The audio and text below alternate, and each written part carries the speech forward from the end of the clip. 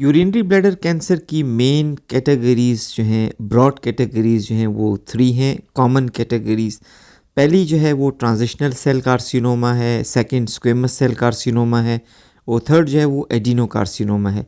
Transitional cell carcinoma को जो है यूरोथेलियल कार्सिनोमा भी कहते हैं और 90% इसकी ऑकरेंस है, इपिथेलियल ट्यूमर है और बहुत ज़्यादा कॉमन है।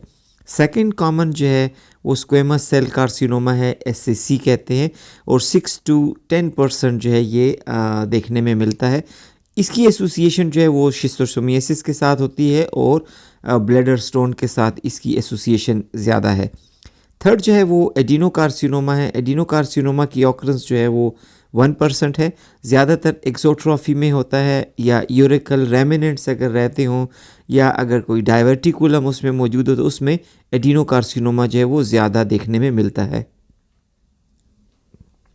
यूरोथेलियल कार्सिनोमा की फ़र्दर जो है वो 2 आइडेंटिफिकेशन है, उसको मज़ीद 2 ग्रुप्स में इन्वॉल्व किया जाता है। यूरोथेलियल कार्सिनोमा या ट्रांजिशनल सेल कार्सिनोमा एक ही नाम है। तो इसकी जो 2 ब्रॉड कैटेगरीज़ हैं वो पहला है सुपरफिशियल और दूसरा जो है वो इन्वेसिव है।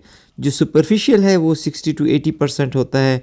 ज़्यादातर पेपिलरी न्यूप्लाज्म लो ग्रेड भी होता है, फ्लैट या कार्सिनोमा इन साइटू में देखने में आता है और 30% जो है ये हाई ग्रेड होता है। तो सबसे पहले यूरोथेलियल कार्सिनोमा जो है वो सुपरफिशियल कार्सिनोमा जो कि 60 to 80% होता है, जबकि दूसरा इन्वेसिव है। मतलब है अपने नाम से ही जाहिर है कि इन्वेजन करता है, 20 to 30% होता है और अगर इसको रिसेक्ट कर दिया जाए या इसको ट्रीट कर दिया जाए तो फिर भी 70% रिकरेंस इनमें होती है 3 ईयर्स के बाद, यानी 3 साल के बाद ये जो इन्वेसिव यूरोथेलियल कार्सिनोमा है इसके चांस जो है वो ज़्यादा होते हैं। तो यूरोथेलियल कार्सिनोमा जो बेसिकली इपिथेलियल कार्सिनोमा है इसको 2 हिस्सों में डिवाइड किया जाता है, या तो ये सुपरफिशियल फॉर्म में देखने में मिलता है या फिर ये जो है इन्वेसिव फॉर्म में देखने में मिलता है। तो ये दोनों कैटेगरी जो है यूरोथेलियल कार्सिनोमा की कैटेगरी हैं।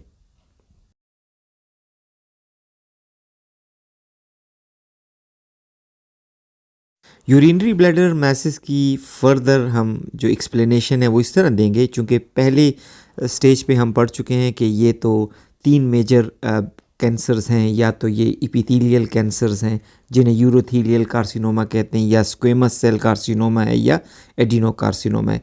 जहाँ तक इपिथेलियल मैसेस का ताल्लुक़ है ये यूरोथेलियल कैंसर्स होते हैं और इनको ट्रांजिशनल सेल कार्सिनोमा भी कहा जाता है। 90% जो है ये कॉमन है और इसकी फ़र्दर मल्टीपल जो है हिस्टोलॉजिकल सब टाइप्स हैं, लेकिन चूँकि जब बात रेडियोलॉजी की हो रही हो तो हम उस वक्त हिस्टोलॉजिकल उसके सब टाइप से कंसर्न नहीं होते। तो इपिथेलियल मैसेस में सबसे कॉमन जो 90% ऑकरेंस है वो यूरोथेलियल कार्सिनोमा है। कुछ और भी इपिथेलियल मासेस हैं यूरोथेलियल कार्सिनोमा से हटकर। तो इपिथेलियल मासेस से हटकर जो है बाकी जो यूरोथेलियल कार्सिनोमा इपिथेलियल मासेस हैं वो यूरोथेलियल पेपिलोमा है। यूरोथेलियल पेपिलोमा जो है फ़र्दर 4 कैटेगरी में डिवाइड किया जाता है।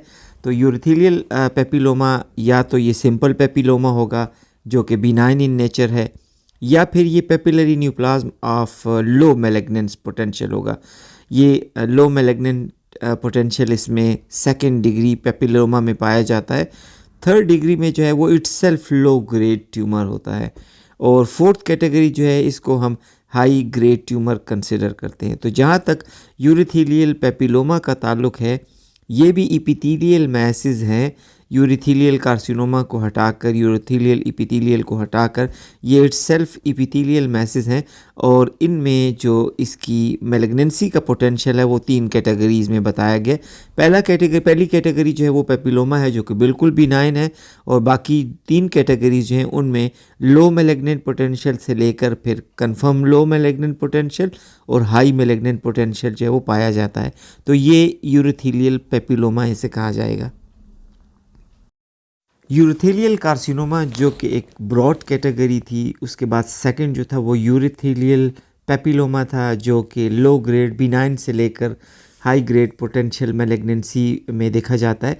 3rd कैटेगरी जो है वो स्क्वेमस सेल कार्सिनोमा है जिसकी ऑकरेंस 6 to 10% होती है। ये 2nd मोस्ट कॉमन टाइप है मैलिग्नेंसी की, ये ज़्यादातर एसोसिएट होता है chronic inflammation of the bladder है। जिनको बार बार ब्लैडर की इन्फ्लेमेशन हो रही हो तो उनमें जो है ये काफ़ी कॉमन पाया जाता है, उनमें स्क्वेमस सेल कार्सिनोमा होने के चांसेस ज़्यादा होते हैं।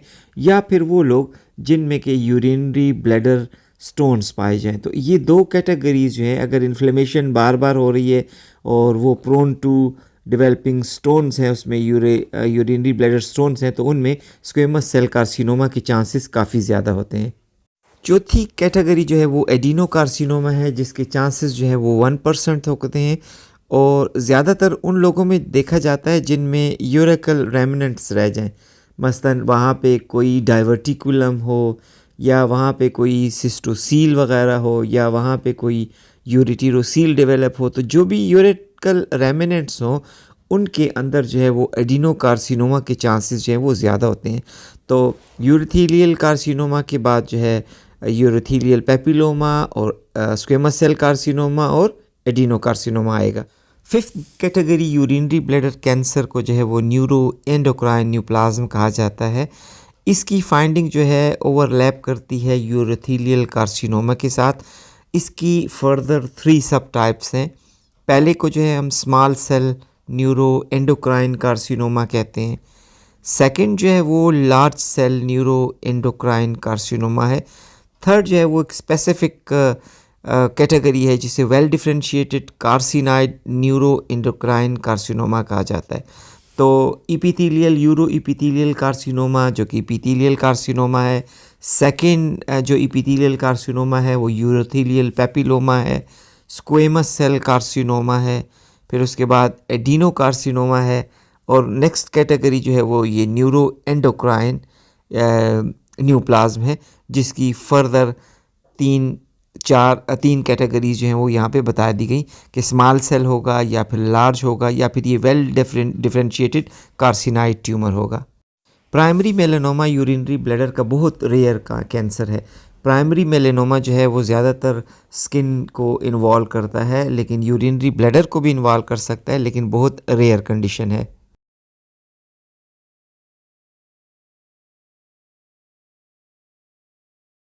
यूरिनरी ब्लैडर के बिनाइन मेसेंकाइमल मैसेज में सबसे इम्पॉर्टेंट और टॉप पे जो है वो लियोमायोमा है। लियोमायोमा जो है ये स्मूथ मसल का ट्यूमर है और ये यूरिनरी ब्लैडर की वॉल को इन्वॉल्व करता है, मस्कुलर वॉल को। या तो ये एंडोवेजिकल होगा, इसकी प्रोट्रूजन इनसाइड होती है, 63 to 86% कॉमनली देखा जाता है, जो कि इंटरनली प्रोट्रूड हुआ होता है।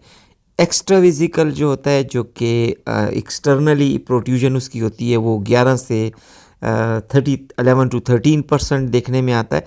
और पिडेंकुलेटेड जो है वो ऐसी फॉर्म है जिसका स्टाक जो है वो यूरिनरी ब्लैडर वॉल के साथ जुड़ा होता है, लेकिन ज़्यादातर बेसिक ट्यूमर जो है वो आउटसाइड पर होता है।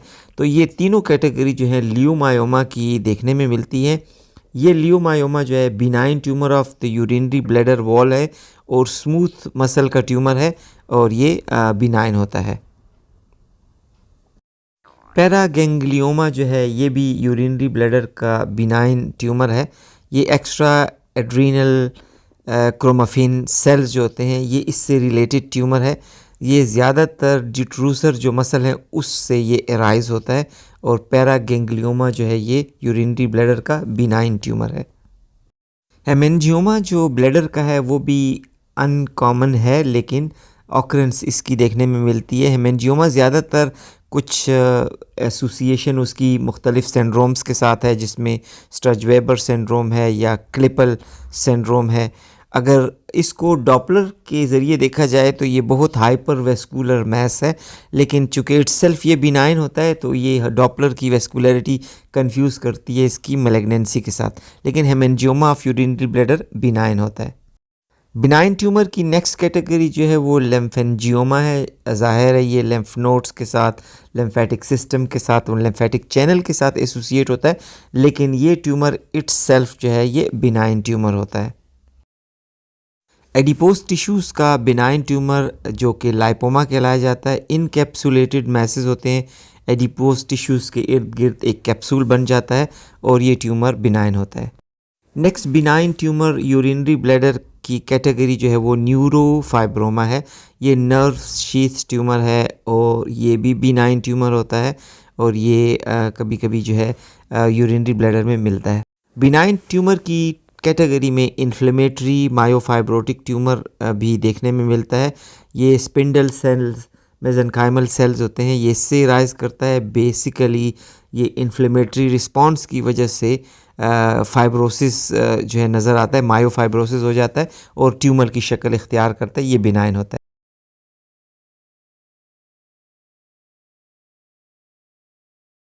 इपिथेलियल कार्सिनोमा को डिस्कस करने के बाद कुछ ट्यूमर जो हैं वो मेसेनकाइमल ट्यूमर होते हैं, जिसमें सबसे पहले जो है लियोमायोसार्कोमा है। लियोमायोमा जो है वो बिनाइन ट्यूमर होता है, लेकिन अगर वही कैंसरस उसमें सेल्स मौजूद हों तो फिर ये लियोमायोसार्कोमा हो जाता है। ये नॉन इपिथेलियल सेल ट्यूमर है और ये बहुत कॉमन है। पहला कॉमन जो है वो इपिथेलियल है, सेकंड नॉन इपिथेलियल कैंसर जो है वो लियोमायोसार्कोमा है। लिम्फोमा चूँकि बॉडी के हर आर्गन को इन्वॉल्व करता है, ये इतना अनकॉमन नहीं है और ये जो है यूरिनरी ब्लैडर को भी इन्वॉल्व कर सकता है। तो लिम्फोमा भी जो है कंसिडरेशन में रखी जा सकती है अगर इर्द गिर्द और लिम्फोमा मौजूद हो। प्राइमरी एक्स्ट्रा मेडुलरी प्लाज्मासाइटोमा जो है ये भी एक रेयर कंडीशन है मगर देखने में मिलती है और ये यूरिनरी ब्लैडर को इन्वॉल्व करती है और ये मैलिग्नेंट ट्यूमर है। एंजियोसार्कोमा, जिस तरह हेमेंजियोमा है इस तरीके से वो बिनाइन है, तो अगर एंजियोसार्कोमा जो है वो भी यूरिनरी ब्लैडर को इन्वॉल्व कर सकता है, लेकिन ये रेयर एंटिटी है। अनडिफ्रेंशिएटेड प्लियोमार्फिक सार्कोमा, जिसे पहले जो है वो मैलिग्नेंट फाइब्रस हिस्टियोसाइटोमा के नाम से पहचाना जाता है, ये भी यूरिनरी ब्लैडर का कैंसर है, नॉन इपिथेलियल कैंसर। ओस्टियोसार्कोमा जो है ये एक एग्रेसिव ट्यूमर है, ज़्यादातर उन लोगों में देखा जाता है जो सीनाइल हैं, खुसूसी तौर पर 7 डेकेड ऑफ लाइफ में जो है ये देखने में मिलता है, लेकिन अनकॉमन है, लेकिन इससे देखा जा सकता है। बच्चों में एक ख़ास यूरिनरी ब्लैडर का ट्यूमर है जिसे रेप्डोमायोसार्कोमा कहा जाता है। यंग एडल्ट में देखा जाता है। वो बच्चे जिनकी उम्र 10 साल से कम हो उनमें ये नॉन इपिथेलियल मैलिग्नेंट ट्यूमर रेप्डोमायोसार्कोमा देखा जाता है।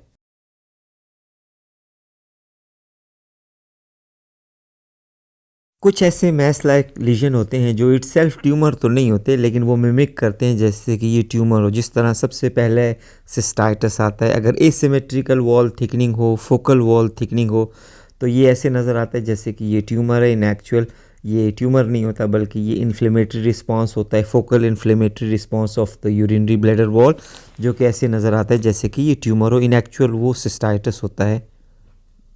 कुछ non neoplastic inflammatory pseudo tumours भी होते हैं। बेसिकली वो इन्फ्लेमेशन की वजह से वहाँ पर एक फ्लैगमॉन हो जाता है या वो प्रोट्यूजन नज़र आती है, तो ऐसे मिमिक करते हैं जैसे ये ट्यूमर हो। वो बेसिकली इन्फ्लेमेटरी सूडो ट्यूमर होते हैं।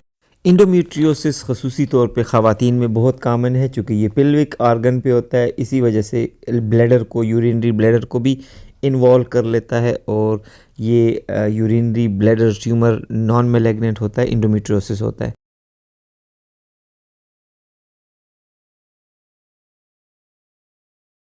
रेडियोलॉजिकल फीचर्स में सबसे पहला फीचर जो है या तो ये सिसाइल मैस होंगे या ये छोटे से पिडेंकुलेटेड मास नज़र आएगा, या ऐसे मिमिक करेगा जैसे कि ये फोकल वॉल थिकनिंग है, लेकिन दरअसल ये ट्यूमर होगा, इसलिए फोकल वॉल थिकनिंग को इग्नोर नहीं किया जा सकता।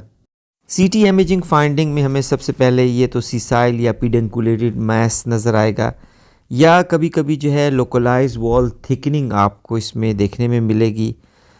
इंक्रीज ट्यूमर इन्हेंसमेंट होगी। पोस्ट कंट्रास्ट हम देंगे तो इसमें कंट्रास्ट अपटेक जो है देखने में मिलेगा। अगर ट्यूमर इन्वेसिव ट्यूमर है तो ये पीरी वेजिकल फैट इन्वेजन करेगा, आप उसकी सराउंडिंग लेयर्स देखेंगे उसमें पिनिट्रेट कर चुका होगा और जो पेरी वेजिकल फैट है वो इन्वेड हो गए होंगे। अगर वो एक्सेसिव है और उसकी इन्फिल्ट्रेशन ज़्यादा दूर तक है तो फिर ये विसरल इन्वेजन भी हो सकती है। पिल्विक वॉल को भी ये इन्वॉल्व कर सकता है और पिल्विक लिम्फ नोड्स को, अगर लिम्फ नोड जो है 7 mm से ज़्यादा इनलार्ज हो तो इसका मतलब है कि लिम्फ नोड जो है वो इन्वॉल्व हैं।